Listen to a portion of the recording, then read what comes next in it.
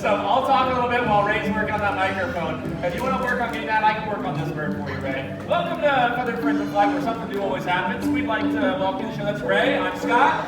I see you've met my good friend Houston.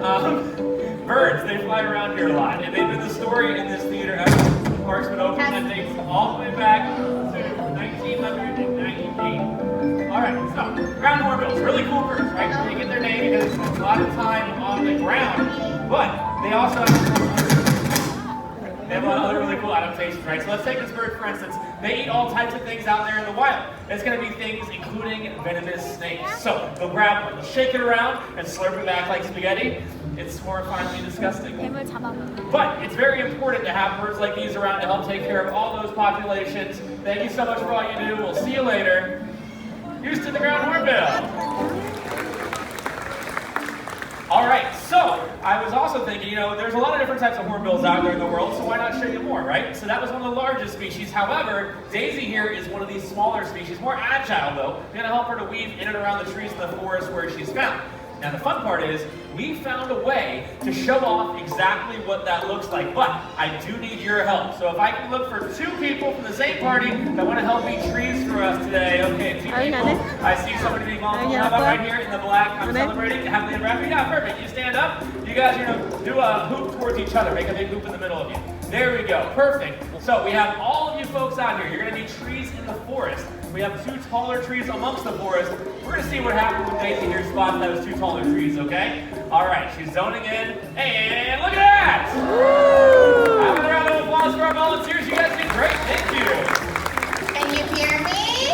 Yay! Yay, I'm back. Hey, did you do the hoop thing? Oh, we did the hoop thing. We love that! But I forgot to mention, they also fly like that so they can catch flying insects out of the air. Oh, yeah, that's seriously impressive. In fact, would you all want to see what it looks like when they catch an insect right out of the air?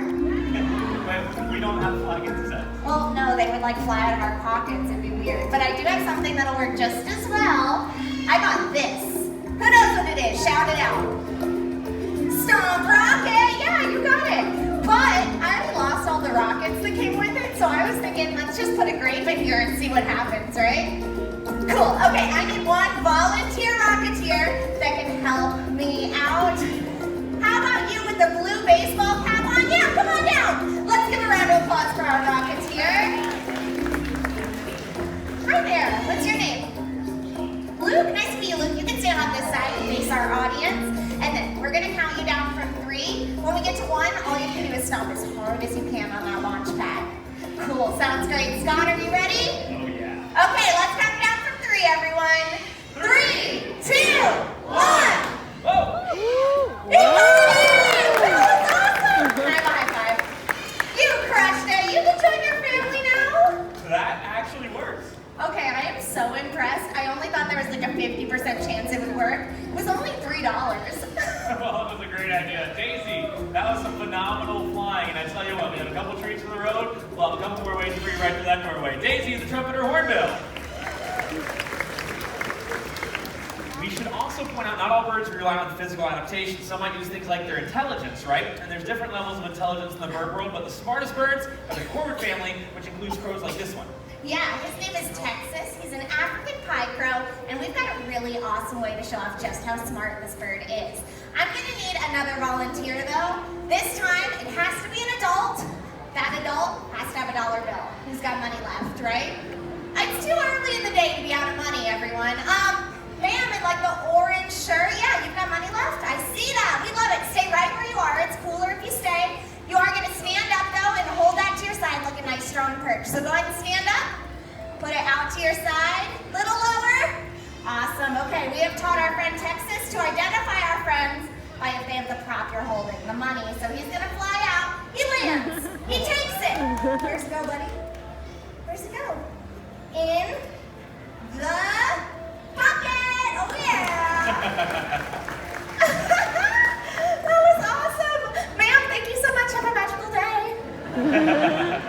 We have time for one more, right, Scott? Yes, absolutely. Okay. Anyone over here want to play with a crow for a 20? Yeah. Or higher? All the I'm kids. joking. It was a joke. It was a joke, ma'am. You're going to get your money back today, so you can stand back up. You're gonna put your arm out the way you had it, palm to the sky this time, and then Texas is gonna drop it off in your hand. When he does, wrap your fingers around it. Excellent job, you did it! You know what? That's something you don't see every day. What's that? Money back to the theme park. You're really not wrong. All right, well, thanks, Texas. Let's talk about birds that excel in the nighttime sky, too. And of course, those are owls. Do you want to see an owl fly? Yeah. Cool. Get your cameras out, get them ready to go. We're going to get some great photos of this bird in flight, right? Great, yeah. That is not an owl. No, not tomorrow. Is the owl on his way? He's coming. Because like chickens and owls, they aren't really friends, and like the circle of life thing is the other show. Yeah. So I'm gonna get the ladies home safe. I'll be back. All right, well, they'll be fine with Ray, so we're going to meet an owl today. His name's JJ. Here he comes now. Yeah, JJ's pretty cool to see up close, right? He's one of the largest owl species you find in an exotic place called Florida. And if you point your cameras out, you get a great photo of him in flight, but listen to what he sounds like when he's flying around the theater today, because you probably won't hear a thing. Yeah, pretty awesome, right? These birds are nearly silent flyers. They sit and wait so an animal gets close to them. They then will swoop on down at the last second. The animal left alone never even knew there was an owl up above. So it's a wonderful adaptation to have. Might look a little something like this. Now, on top of that, he has those really big eyes. That's going to help us see and reduce lighting by starlight and moonlight. And if that wasn't cool enough, some of the best hearing in the animal kingdom. So on all, total package that comes with being a nighttime predator. Great job out here today, buddy. JJ, the Great Horned Owl. Okay, don't worry. Chickens home safe in the coop. Let's fly an owl. Right. Is the whole owl? Technically, you almost caught the tail ends. That was more laughs than that joke deserved. It was also as many moves as it did deserve. So. Yes, that's true. Okay, did you tell the cool facts about owls, or was it bad jokes the whole time? Well, I didn't get a chance to mention all the facts. So my favorite fact about owls: one owl that size can eat over 1,000 mice in a single year. Kind of nuts, right? It reminds me of that really bad rodent problem we had here in the park for a long time. It was bad. Let's talk about it. Seems like they heard about it. Okay, well, we did have a problem. That's understandable. So we brought in some owls, and when you bring in the owls, the rats kind of disappear. Just disappear, poof, like magic. It's Yeah. so weird, right? But for a while, we were like you. We were like, oh, there's a rat. No, I think they're saying like owls are number one. Oh, well, you're right. They're very effective hunters. Yeah. Yeah, they were behind us. You're right.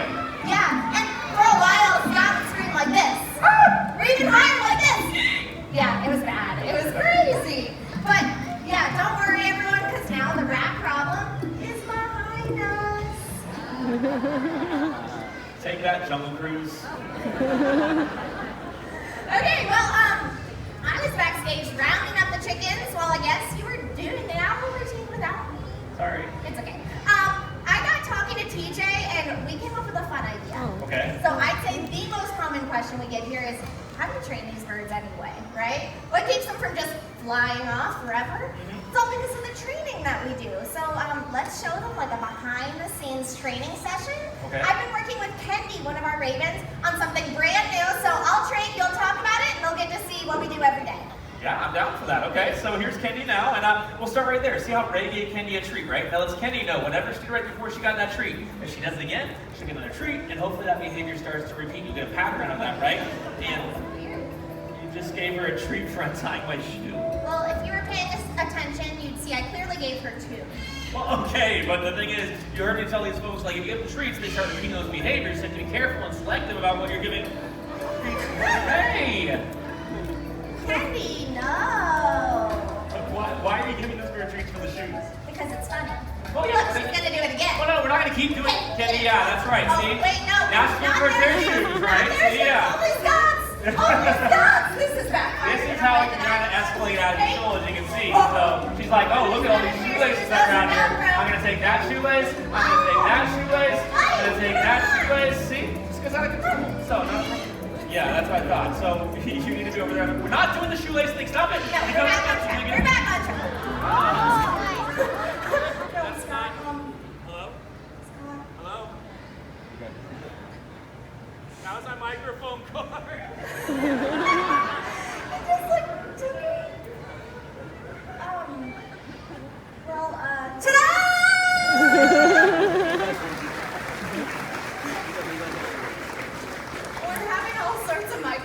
problems today. What do I do?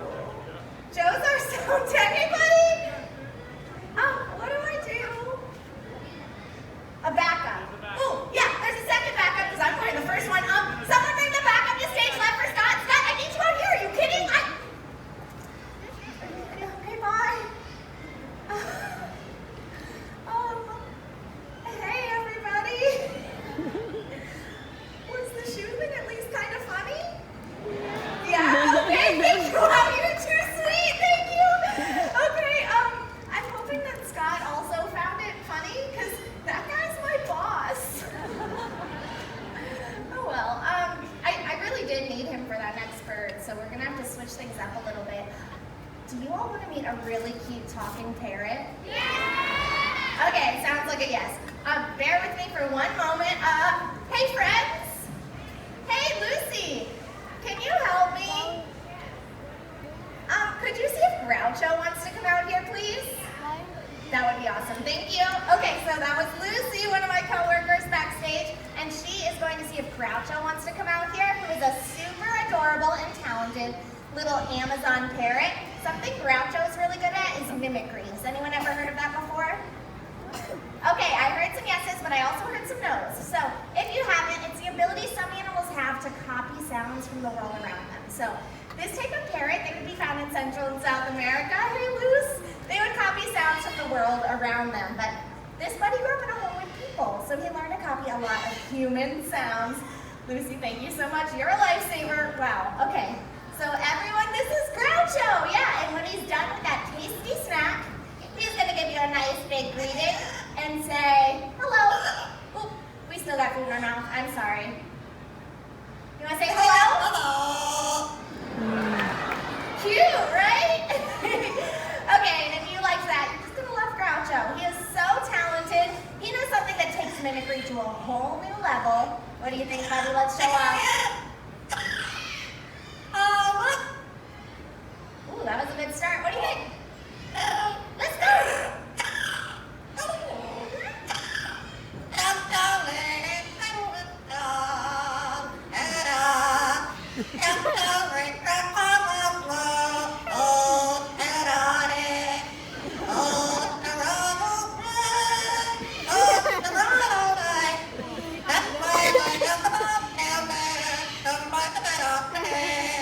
Oh yeah, great job, buddy. So cool, right?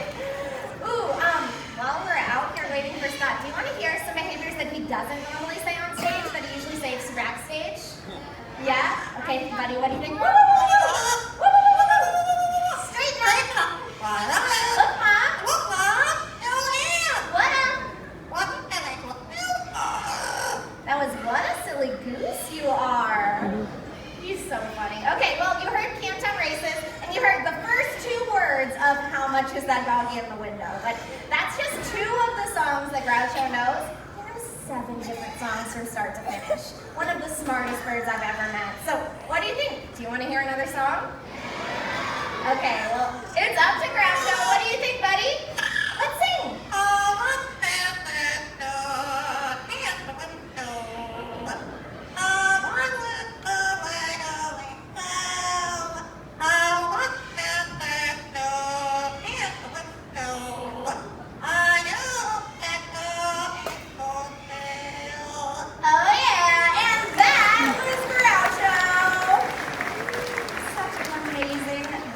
Wow. Okay, so as cool as that bird is, though, Lucy, thank you again, you're a lifesaver. As cool as Groucho is, I don't want him to inspire any of you to just rush off to the pet store and buy a parrot like that, because they are some of the most challenging pets you could ever bring into your household for so many reasons. But for one, most parrots like that will never learn to say a single word in their lifetime. Check. Hey! That works. Thanks, Joe. I appreciate you. Okay, well, Groucho came out here. That sounded great. Songs. Yeah. Cool. I was just explaining that he would make a really challenging pet in your home. Yes, okay, so they could bite really hard, right? They could scream incredibly loud, but a bird like Groucho could also live, you're looking close to 50 or 60 years. Yeah, that is a lot of How Much Is That Doggy in the Window at 5 a.m. for 60 years. That's right. What's next?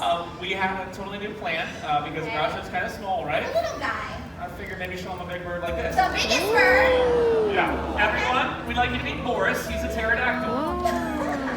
Oh, okay, he's not quite that big, but he is pretty large, right? He's a marabou stork, which is one of the largest flighted birds in the world. Close to an 11-foot wingspan. That's awesome. Oh, that's so cool. That's a whole lot of bird right there. And he has a really important role in nature. Because they eat carrion, which is a fancy word for dead stuff. Might sound a little gross, but when an animal dies in the wild, a bird like this comes along to clean up the mess. Yeah, so in a way you can call these guys nature's recyclers, and if we all recycle in our own way, the world would be a lot cleaner of a place. Boris, we appreciate you. Definitely the face only a mother can love, but still an important role as well. Boris, the marabou stork. Okay, that was awesome. But maybe you could give a little more heads up to me and the audience members when you flow a dinosaur our way. Noted, okay. But let's talk about that guy flying. That's a cool bird too. That's a crown crane. His name is Fraser, so that makes him Fraser Crane. That was also a great response. He's never flown down to you. Do you mind calling him to you? Oh, I mean, I can, but I do it every day. I saw you working with him this morning, building your relationship. Don't you think today's the day to give it a try? It's been kind of a weird show. It's kind of my point, is it's been a weird show, and everyone's been really amazing and supportive. So what do you all think? Scott's just building his relationship with Fraser. Do you want to see him call him down to stage? Okay, I'll give it a try. Okay, you've got treats, right? I got some treats. Okay, so Scott has some of Fraser's favorite snacks. It's one of the first ways we can begin to build relationships with each of the animals that we work with. Just pairing ourselves with something that they already really like or find reinforcing. Usually that's going to be food. It's one of their favorite snacks, for sure. So Scott has all those snacks, and when he looks down, he's going to give a nice little prompt. This is buddy. Fraser, this way, buddy. Fraser! Snacks. Fraser. That worked well. Yes, very, very good. Would you try one more time? I have an idea. Okay. So I got the stomp rocket. It was cool, right? Yeah. I also got something for you, like a training tool, and I left it behind that rock right there. So Fraser's a crown crane. They get their name from the crown of golden feathers on their head. So I thought all Scott needs is his own crown of golden feathers. What is this? It's a crown of golden feathers. Oh yeah, but they don't want to see me wear a hat. Do you want to see Scott wear a hat? Fine, okay. You Thank look you. great, Scott. Yeah. Kind of like Guy Fieri. Perfect. It's Oh, good. wow. Oh, wait. That actually works. Oh, Do you yeah. think it was the hat? Absolutely not. No, the hat was for all of us. Right, so the treats then. Yes, the treats, the training, all the relationship building, it all paid off. So cool. Buddy, you are awesome. Take one more treat. Here you go. Alright, we'll see you later, buddy. Fraser Crane, everyone. And Justin Timberlake from 2003, everyone. Oh man, quite the look. Such a good look.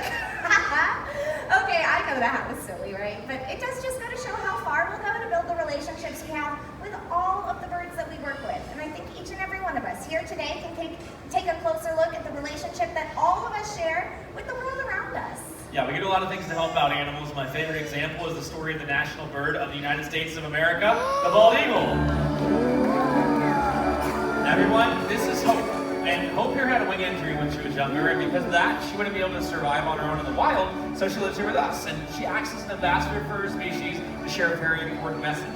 Because not long ago, bald eagles like her, they were placed on the endangered species list. And their numbers were dropping so low, so fast, it was feared people would never see these beautiful birds in the wild ever again. But something amazing started to happen. People took notice, and they took action. They cleaned up waterways where bald eagles were fishing, and they stopped using a chemical pesticide called DDT, one of the major reasons for their decline. Yeah, and the coolest part about that story is people just like all of us who work together so that we are all able to hear this beautiful call today. Yeah, everyone's efforts paid off so much so that the bald eagle was taken off